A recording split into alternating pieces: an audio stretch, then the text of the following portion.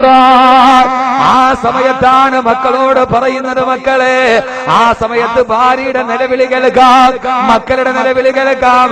അപ്പോൾ സഹോദരങ്ങളെ, നിശബ്ദമായി നിലവിളിയേണ്ടത് ആരുടെ നിലവിളിയാ? ജീവിതത്തിൽ നിശബ്ദമായി കരയുന്നതാരാ? നമ്മുടെ ഉമ്മ. നമ്മുടെ ഉമ്മ മരണസമയത്ത് നമ്മുടെ ഉമ്മയുടെ അവസ്ഥ എന്താ? ഉമ്മയുടെ കരച്ചിലാരും കേൾക്കുകയില്ല. ഉമ്മയുടെ കരച്ചിലാരും കേൾക്കുകയില്ല. മാതാവിന്റെ ഗർഭാശയത്തിൽ ഒരു സ്പൂണ് ദ്രാവകം വെള്ളം വലിപ്പമുള്ള ഗർഭാശയത്തിന്റെ ഉള്ളിൽ ഒരു രേതസ്കണമായി കടന്നു വന്ന് പിന്നെ ആംനിയോണായി, കോറിയോണായി, പ്ലാസന്റയായി 3 ആവരണങ്ങളാൽ പൊതിഞ്ഞ് 9 മാസവും 9 ദിവസവും ഉമ്മ ഇങ്ങനെ ചുമന്നിട്ട് നടക്കുകയാണ്. ഉമ്മയ്ക്ക് അസ്വസ്ഥതകളുണ്ട്, ഉമ്മ ഛർദിക്കുന്നുണ്ട്, ഉമ്മയ്ക്ക് കിടന്നാൽ ഉറക്കമില്ല. ആ സമയത്തും ഉമ്മയുടെ കണ്ണ് നിറഞ്ഞു. പക്ഷേ സഹോദരങ്ങളെ, ഉമ്മയുടെ കരച്ചിൽ നമ്മൾ വെളിയിൽ കേട്ടില്ല. പാതിരാ സമയത്ത് ഉമ്മ തിരിഞ്ഞു കിടക്കുമ്പോൾ ഉമ്മയ്ക്ക് വേദനയുണ്ടായി. ഗർഭിണിയായ ഉമ്മ, ഉമ്മയുടെ കണ്ണിന് കണ്ണുനീര് നനഞ്ഞു. അപ്പോഴും ഉമ്മയുടെ കരച്ചിൽ വെളിയിൽ കേട്ടില്ല. അവസാന പ്രസവത്തിന്റെ സമയമായി. ലേബർ റൂമിന്റെ ഉള്ളിലേക്ക് നമ്മുടെ ഉമ്മയെ കൊണ്ടുപോയി. പ്രസവത്തിന്റെ വേദന മരണത്തിന്റെ സമാനമായ വേദന.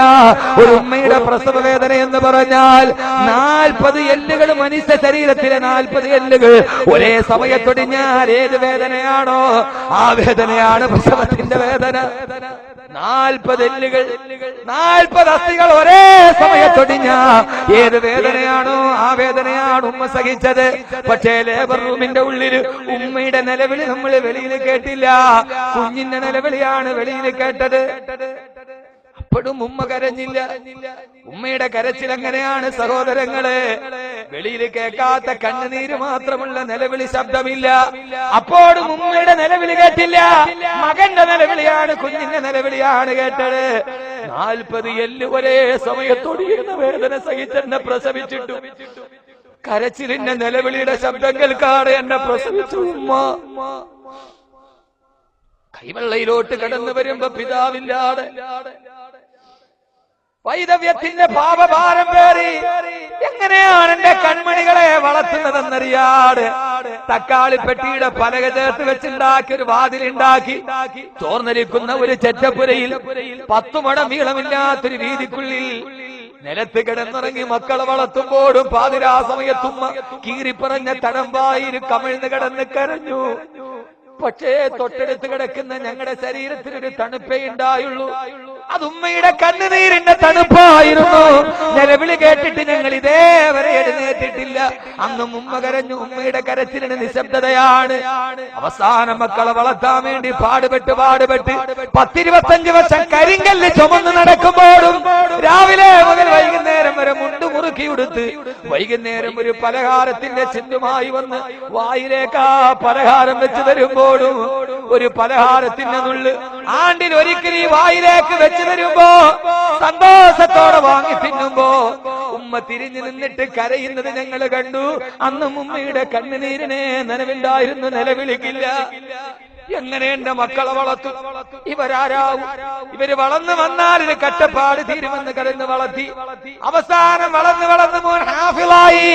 അപ്പോൾ കെട്ടിപ്പിടിച്ചുമ്മ തേങ്ങിക്കരഞ്ഞു, മോനെ സ്വർഗത്തിന് ഒരു കിരീടം നീ എന്റെ തലയിൽ വെച്ച് തന്നല്ലോ. അന്ന് ശബ്ദമുണ്ടായിരുന്നില്ല. വളർന്ന് അവസാനം ഒരു ഭാര്യയുടെ കൈ പിടിച്ചു പോകുമ്പോ, ഒരു സാലിഹത്തായ ഭാര്യ, സ്നേഹമയ്യായ ഒരു ഭാര്യയുടെ കൈ പിടിച്ചു പോകുമ്പോ സ്വന്തം വീട്ടിലെ ചെറ്റക്കൂരയിൽ നിന്നിറങ്ങി പള്ളിയിലേക്ക് തന്റെ ഭാര്യയുടെ കൈ പിടിച്ചു പോകുമ്പോ ആ ചോർന്നിരിക്കുന്ന കൂരയുടെ മൂലയിലിരുന്ന് ഉമ്മയുടെ കണ്ണില് വെള്ളം വരുന്നത് കണ്ടു. അന്നും ഉമ്മയുടെ നിലവിളി കേട്ടില്ല. അന്നും നിലവിളിയില്ല. അവസാനം മക്കളായി. നമ്മുടെ മക്കളെ നമ്മളൊക്കെ സ്നേഹത്തോടെ മടിയിലിരുത്തി താരാട്ടുമ്പോ അന്നും ഉമ്മയുടെ സ്നേഹം എന്തെന്ന് തിരിച്ചറിഞ്ഞു. പക്ഷേ കരച്ചില് കേട്ടില്ല. അവസാനം 10-25 വർഷം കരിങ്കല്ല് ചുമന്ന് വളർത്തിയ മകന് ഇന്ന് നാടും കടന്ന് കടലും കടന്ന് ഈ പ്രവാസ മണ്ണിൽ നിൽക്കുമ്പോ ആയിരങ്ങൾ അവനെ സ്നേഹിക്കുമ്പോ അത് കേട്ട് അകലെ നിന്ന് ആരുമറിയാതെ സന്തോഷത്തിന്റെ കണ്ണുനീര് പൊഴിച്ചു ഉമ്മ. നിശബ്ദമായ ദുആയുമായി ഇറങ്ങിയാലുടനെ നിസ്കാരപ്പായിന് തിരിച്ചു വരുന്നത് വരെ ദുആയുമായി നിന്ന ഉമ്മയുടെ കരച്ചിൽ നിസ്കാരപ്പായിലും വീണു. മകൻ ഗൾഫിലാണ്. എന്തേ സഹോദരങ്ങളെ ഉമ്മയെ ഓർക്കുന്നില്ല? തിരിച്ചു വരുന്നത് വരെ രാത്രിയിൽ അസ്വസ്ഥതയായി തിരിഞ്ഞും മറിഞ്ഞും കിടക്കുന്ന ഉമ്മ. അലാറം വെച്ചിട്ട് എവിടെ എത്തി മോനെ എന്ന് ചോദിക്കുന്ന ഉമ്മ. ആ ഉമ്മയുടെ കരച്ചിൽ കേട്ടില്ല. ആ ഉമ്മയുടെ മുമ്പിലാണ് ഒരു ദിവസം 3 വെള്ളത്തുണിയിൽ പൊതിഞ്ഞ മകന്റെ മയ്യത്ത് വന്നിട്. ഭാര്യ മക്കൾ ഉറക്ക നിലവിളിച്ചു, പ്രിയപ്പെട്ട ഭർത്താവേ പോവുകയാണോ? ഉപ്പാ പോവുകയാണോ? അരുമക്കിടാങ്ങൾ വാപ്പയെ വിളിക്കുന്നേ, അതിനുത്തരം ചെയ്യാടെന്ന് നീ കിടക്കുന്നേ. മക്കൾ വാപ്പാന്ന് വിളിക്കുന്നുണ്ട്. ഭാര്യയുടെയും മക്കളുടെയും കരച്ചിൽ വീട്ടിൽ കേൾക്കാം. അപ്പോഴും ഉമ്മയുടെ കരച്ചിൽ നിശബ്ദമാണ്. സഹോദരങ്ങളെ, സഹോദരിമാരെ, മരണ വീട്ടിൽ ഒച്ചത്തിൽ കേൾക്കുന്ന ശബ്ദം ആ നിലവിൽ ഒന്നെങ്കിലും ഭാര്യയുടേതാണ്, അല്ലെങ്കിൽ മക്കളുടേതാണ്. അപ്പോഴും മുറിയുടെ ഏതോ മൂലയിൽ കയ്യാലോ കാണാണോ വളരുന്നതെന്ന് നോക്കി വളർത്തിയ ഉമ്മ പൊന്നുമോൻ ഇങ്ങനെ മലർന്നു കിടക്കുമ്പോ ഉമ്മ മുറിയുടെ നിശബ്ദതയിൽ നിന്ന് തേങ്ങിക്കരഞ്ഞ് ശബ്ദം കേട്ടില്ല. അവസാനമാണ് വീട്ടിലൊരു ശബ്ദം വന്നത്. കാണേണ്ടവരെല്ലാം കണ്ടോളുക, മയ്യത്തെടുക്കാൻ പോവുകയാണ്.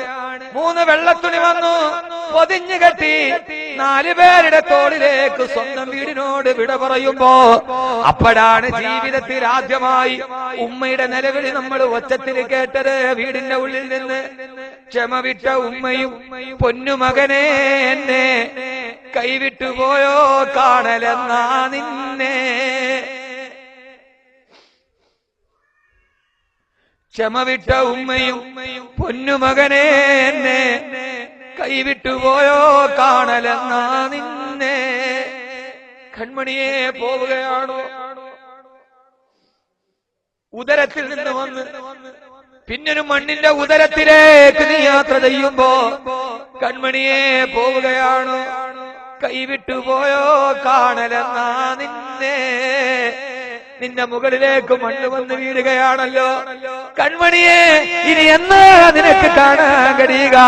ഇനി എന്നാണ് നിന്നെ കാണാൻ കഴിയുക എന്നാദ്യമായി ഉമ്മയുടെ നിലവിളി വീടിന്റെ ഉള്ളിൽ നിന്ന് ഉറക്കെ കേൾക്കുന്നത്. എന്റെ പ്രിയപ്പെട്ട സഹോദരങ്ങളെ, ഈ ലോകത്ത് നിന്ന് വിട പറയുമ്പോഴാണ്.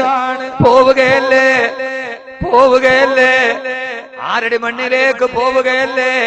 പള്ളിക്കാട്ടിലെ ഖബറിന്റെ ഉള്ളിൽ ഇന്നാ ഖലഖനാകും വഫീഹാ നുഈദുകും വമിൻഹാ നുഖ്രിജുകും താറതൻ ഉഖറാ.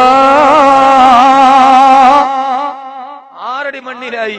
ഇനി എന്നാ ഉമ്മയെ കാണുക? ഇനി ഉമ്മയെ കാണൂ, ഇനി ഉമ്മയെ കാണൂ. 6 അടി മണ്ണിന്റെ ഉള്ളിൽ മണ്ണോട് ചേർന്ന് സഹോദരങ്ങളെ, ഉമ്മ എന്ന വിഷയം അവസാനിക്കുന്ന ഒരു വിഷയമല്ല. 6 അടി മണ്ണിലേക്ക് കൊണ്ടുപോയി അള്ളാഹു നമുക്ക് മരണചിന്ത നൽകി അനുഗ്രഹിക്കട്ടെ. നാളെ മരിക്കുമെന്നുള്ള ബോധം അള്ളാഹു നൽകി അനുഗ്രഹിക്കട്ടെ. നാളെ മരിക്കുമെന്നുള്ള ബോധം അള്ളാഹു നൽകി അനുഗ്രഹിക്കട്ടെ. അതിന്റെ ഇടയിൽ എന്റെ പ്രിയപ്പെട്ട പ്രവാസികളോട്, നിങ്ങളുമായി കണ്ടി ശാരദയിലെ പ്രവാസികളെ കണ്ട് തിരിച്ചു പോകുമ്പോ അഹമ്മദ് കബീർ ഒരു വാക്ക് നിങ്ങൾക്ക് വിട്ടിട്ട് പോവുകയാണ്. മറന്നു പോകരുത്, മറന്നു പോകരുത്. മനസ്സിന്റെ ഉള്ളിൽ ഉസ്താദെ നന്നാവണമെന്ന് ആഗ്രഹമുണ്ട്. എത്രയാളുകൾ ഒരു ദിവസം എനിക്ക് വരുന്ന ഫോൺ കോളുകളിൽ ഭൂരിഭാഗം ഗൾഫിൽ നിന്ന്, ദുബൈയിൽ നിന്നൊരു ചെറുപ്പക്കാരും വിളിച്ചു, ഉസ്താദെ രാവിലെ ഇറങ്ങുമ്പോ റോഡ് നിരത്തുകളിൽ പോലും പെണ്ണും ആണും പോകുന്നത് കാണുമ്പോ ആ സമയത്ത് ഉസ്താദെ ഈമാൻ നഷ്ടപ്പെട്ടു. ഈമാൻ നഷ്ടപ്പെടാൻ അധികം ഒന്നും പോണ്ട, JBR പോയാൽ ഞാൻ അവിടെ എത്തിയപ്പോ തന്നെ ഇന്നലെ കണ്ണടച്ച് കിടന്നുറങ്ങി. JBR എത്തിയപ്പോഴാ ഞാൻ കണ്ണടച്ച് അവിടെ കിടന്നുറങ്ങി. ഉസ്താദെ ആ സമയത്ത് നിയന്ത്രണം വിട്ടുപോകുമ്പോ എന്റെ മനസ്സ് തെറ്റിലേക്ക് പോകുമെന്ന് ഉസ്താദ് ചെറുപ്പക്കാരനോട് പറഞ്ഞു. ഉസ്താദെ ആ സമയത്ത് മൊബൈൽ ഓൺ ചെയ്തിട്ട് ലോകാവസാനം കേൾക്കും. ആ സമയത്ത് എല്ലാം മാറും. ആ റീചാർജ് അടുത്ത ഒരാഴ്ച വരെ നിലനിൽക്കും. അങ്ങനെ എന്നെ സ്നേഹിക്കുന്ന എനിക്ക് വേണ്ടി കണ്ണൂരുള്ള ഒരു പയ്യൻ, അവൻ കല്യാണം കഴിഞ്ഞ് 1 മാസമായതുള്ളൂ ഇവിടെ വന്നു. ആ കുട്ടി പ്രസംഗം കേട്ടിട്ട് ഇവിടെ നിന്ന് തിരുവനന്തപുരം എയർപോർട്ടിൽ വന്നിറങ്ങി. വന്ന് എന്റെ വീട്ടിൽ വന്ന് എന്നെ കണ്ട് കുറെ സമ്മാന പൊതികളൊക്കെ തന്നു. പിന്നെ ഭാര്യയുടെ എടുക്കരുത്, കണ്ണൂർ ജില്ലക്കാരുണ്ട് അവിടെ, കണ്ണൂർ ജില്ലക്കാരുണ്ട്. കണ്ണൂർ ജില്ലക്കാർ ഭാര്യയുടെ വീട്ടിൽ താമസിക്കണം.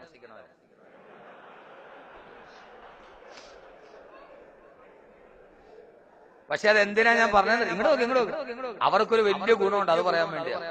നിങ്ങൾ ചിരിക്കണ്ട. ഇങ്ങോട്ട് അപ്പൊ ഞാൻ കഴിഞ്ഞ ആഴ്ച അബുദാബി വന്നപ്പോ കണ്ണൂർ KMCC-യുടെ മാടായി KMCC-യുടെ പരിപാടി. അപ്പൊ ഞാൻ അവിടെ വെച്ച് പറഞ്ഞു ഇങ്ങനെ ഭാര്യയുടെ വീട്ടിൽ അറയിൽ താമസിച്ചു. അപ്പൊ എന്റെ ഒരു സുഹൃത്തുണ്ട് HAP അഷ്റഫ് സാഹിബ്. അഷ്റഫ് എന്നോട് ഉസ്താദെ, കണ്ണൂരുകാർക്ക് ഒരു പ്രത്യേകതയുണ്ട്, അവര് താമസിക്കുന്ന ഭാര്യയുടെ വീട്ടിലാണ്. പക്ഷെ എന്നാ പോലും ഗൾഫിൽ നിന്ന് പോയ ആദ്യം ഉമ്മാടെ അടുത്ത് പോയിട്ട് ഭാര്യയുടെ എടുക്കുന്നത്. ഇപ്പൊ ഭാര്യയുടെ വീട് കഴിഞ്ഞിട്ടാണ് തറവാട്. എയർപോർട്ടിൽ നിന്ന് പോയാൽ ഭാര്യ, ആ വീട് കഴിഞ്ഞിട്ടാണ് ഉമ്മ. പക്ഷെ എന്നാ പോലും 2-3 വർഷമായിട്ട് കാണാത്ത ഭാര്യ അവിടെ വണ്ടി നിർത്തില്ല, നേരെ കണ്ണൂരുകാർ ഉമ്മയുടെ അടുക്കല് പോകും. ഉമ്മയെ കാണുമ്പോ ഉമ്മ പറയും, മോനെ പോയി നിന്റെ പെണ്ണിനെ കണ്ടിട്ട് വരാൻ പറയും. ഉമ്മയുടെ അടുത്ത് പോയിട്ട് അവരവിടെ വരും. അത് കണ്ണൂരുകാർക്കുള്ള വലിയൊരു നല്ല സ്വഭാവം, വിഷമം അറിയില്ല. അത് പറയാനാ ഞാൻ പറഞ്ഞത്. ഭാര്യയുടെ വീട്ടിൽ താമസിക്കുന്നു കണ്ണൂരുകാരെ കുറിച്ച് പറയുമ്പോഴും എന്നെ അത്ഭുതപ്പെടുത്തിയെന്ന്. 2 വർഷമായി ഭാര്യയെ കണ്ടിട്ട് അത് കടന്നിട്ട് പിന്നെ ഉമ്മയുടെ അടുക്കൽ പോയിട്ട് ഒരു അസാമാന്യ സ്നേഹം വേണോ? ആ ഉമ്മയെ നമുക്ക് കാണാൻ കഴിയും. എന്റെ പ്രിയപ്പെട്ട സഹോദരങ്ങളെ, ആ ഉമ്മയെ നാളെ എല്ലാവരും മരണപ്പെട്ടു, എല്ലാവരും ഖബറിന്റെ ഉള്ളിൽ എത്തിക്കഴിഞ്ഞ ആദരവായ പ്രവാചകൻ നബി മുഹമ്മദ് മുസ്തഫ സല്ലല്ലാഹു അലൈഹി വസല്ലമ പറയുകയാണ്, നമ്മളെ ഖബറിലേക്ക് എത്തി എല്ലാവരും മണ്ണിട്ട് തിരിച്ചുപോയി കഴിഞ്ഞാൽ നമുക്കതിനു മുമ്പേ മരണപ്പെട്ടു പോയ മാതാപിതാക്കൾ, നമ്മുടെ ഉമ്മ മരിച്ചിട്ടുണ്ട്, നമ്മുടെ വാപ്പ മരിച്ചിട്ടുണ്ട്. മകന്റെ മയ്യത്ത് ഖബറിലേക്ക് എത്തിയാൽ മരണപ്പെട്ടു പോയ ഉമ്മാന്റെ റൂഹ് മകനെ കാണാനെത്തുമെന്ന്, വാപ്പയുടെ റൂഹ് മകനെ കാണാനെത്തുമെന്ന്. 6 അടി മണ്ണിലിട്ടിട്ടല്ല അവര് തിരിച്ചുപോയി. ആ സമയത്ത് സ്നേഹമുള്ള ഉമ്മ, സ്നേഹമുള്ള വാപ്പ, നമ്മുടെ മുമ്പ് മരണപ്പെട്ടു പോയ കൂടപ്പിറപ്പുകൾ, അവരുടെ റൂഹുകൾ നമ്മളെ കാണാനെത്തും. മകനെ 6 അടി മണ്ണിന്റെ ഉള്ളിൽ തീർന്നില്ല സഹോദരങ്ങളെ. ഇത് മണ്ണിന്റെ മുകളിൽ അവസാനിക്കുന്ന ബന്ധമല്ല, ഇത് പൊക്കിൾ കൊടിയുടെ മാത്രം ബന്ധമല്ല, ഇത് ഗർഭാശയത്തിന്റെ ബന്ധമല്ല. മരിച്ചു കഴിഞ്ഞ് മണ്ണിന്റെ അടിയിൽ വെച്ചാലും ഉമ്മയും വാപ്പയും നമ്മളെ കാണാൻ ഇവിടെ ആദ്യ സന്ദർശകരായി എത്തും. 6 അടി മണ്ണിന്റെ ഉള്ളിൽ, പള്ളിക്കാട്ടിന്റെ ഉള്ളിൽ ഒരു സമാഗമമുണ്ടത്രേ. ആ സമാഗമമാണ് ഉമ്മയും മക്കളും തമ്മിൽ കാണുന്ന സമാഗമം. ബാഹു നമ്മളെ അങ്ങനെ ആക്കി തരട്ടെ. മണ്ണിലേക്ക് ചെന്നാലും ഉമ്മയെ കാണും, ഉപ്പയെ കാണും, കുടുംബത്തെ കാണും. അവര് പരസ്പരം സലാം പറയും, അവര് പരസ്പരം ഖബറിലിരുന്ന് വിശേഷം പറയുമെന്ന് ഇതേവരെ കള്ളം പറഞ്ഞിട്ടില്ലാത്ത മുഖബിറെ സാദിഖ് നബി മുഹമ്മദ് മുസ്തഫ. മനസ്സിലായോ? മരിച്ചിട്ട് പോയാൽ ആദ്യം ആര് കാണാൻ വരും? ഉമ്മയുപ്പയൊക്കെ വരും കാണാൻ. അവര് സലാം പറയും, വിശേഷം പറയും. തീർന്നില്ല, ഇനി പരലോകത്തും ഉണ്ടാകും. എന്റെ പ്രിയപ്പെട്ട സഹോദരങ്ങളെ, അതുകൊണ്ട് തന്നെ പ്രവാസികളോട് ഞാൻ ഓർമ്മിപ്പിക്കുകയാ, ഈ ഒരു ചിന്ത, നാളെ മരിക്കും എന്നുള്ളൊരു ചിന്ത ഉണ്ടാവണം. അള്ളാഹു കബൂലാക്കട്ടെ, അള്ളാഹു കബൂലാക്കട്ടെ. ഈ പ്രവാസ മണ്ണിലൂടെ കടന്നു പോകുമ്പോ, ഈ പ്രവാസ മണ്ണിലൂടെ കടന്നു പോകുമ്പോ തെറ്റുകളുടെ ലോകം നിങ്ങളെ മാടി വിളിക്കുമ്പോ അള്ളാന്റെ റസൂലിന്റെ അടുക്കൽ ഒരു സഹാബി വന്നിട്ട് പറഞ്ഞു, നബിയേ യാ റസൂലല്ലാഹ്, അള്ളാന്റെ തിരുദൂതരെ നന്നാകണമെന്ന് ആഗ്രഹമുണ്ട്, നല്ലവനായി ജീവിക്കണമെന്ന് ആഗ്രഹമുണ്ട്, പക്ഷേ കഴിയുന്നില്ല നബിയേ, എനിക്ക് നന്നാവാൻ ഒരു ദിക്ർ പറഞ്ഞതാ നബിയേ. നബിയെ നന്നാവണമെന്ന് ആഗ്രഹമുണ്ട്, തെറ്റൊന്നും ചെയ്യാതെ നല്ല മുത്തക്കയായി ജീവിക്കണമെന്ന് ആഗ്രഹമുണ്ട്, അതിനൊരു മന്ത്രം പറഞ്ഞതാ നബിയെ. അള്ളാന്റെ റസൂൽ ഒരു മന്ത്രം പറഞ്ഞു വിടും. പറഞ്ഞുതരട്ടെ? ഞാൻ പറഞ്ഞുതരട്ടെ, നന്നാവാൻ ഒരു മന്ത്രം പറഞ്ഞുതരട്ടെ. ഏത് മന്ത്ര പറഞ്ഞുതരട്ടെ? ചെയ്യൂ. എത്ര പ്രാവശ്യം ചെയ്യും? എത്ര പ്രാവശ്യം ചെയ്യും? ആ മന്ത്രം എത്ര പ്രാവശ്യം ചൊല്ലു ഒരു ദിവസം? മരണം വരെ. ശരി. മന്ത്രം ഏതാന്നറിയാവോ? അള്ളാഹുവിന്റെ റസൂല് പറഞ്ഞ സഹാബിയോട്, നിനക്ക് നന്നാവണമോ? എന്നാൽ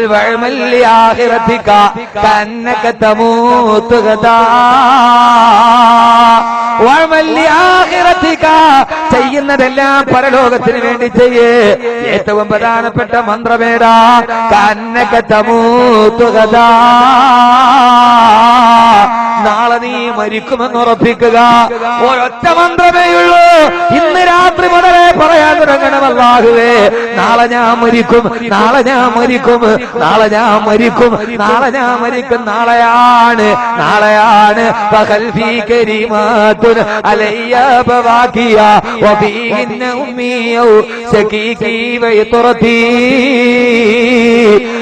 നാളെയാണ് എന്റെ വീടിന്റെ മുമ്പിൽ നീലട്ടാർപ്പായ വലിച്ചു കെട്ടുന്നത്. നാളെയാണ് എന്റെ ഭാര്യ മക്കളും എന്റെ കബറിന്റെ മാരത്ത് വന്ന് പൊട്ടിക്കരയുന്നത്. നാളെ ഞാൻ മരിക്കും എന്നുള്ള ദിക്റ് ചെല്ലുക, വേറൊരു ദിക്റും ഇല്ല.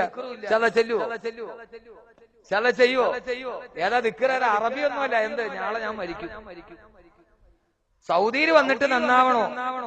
JBR പോകുമ്പോഴോ എവിടെ ഒരു ഹറാമ് കാണുമ്പോ അതിലോട്ട് പോകാതിരിക്കാൻ പൊന്നു ചെറുപ്പക്കാരെ ഒരൊറ്റ മന്ത്രമേ ഉള്ളൂ. എന്താ?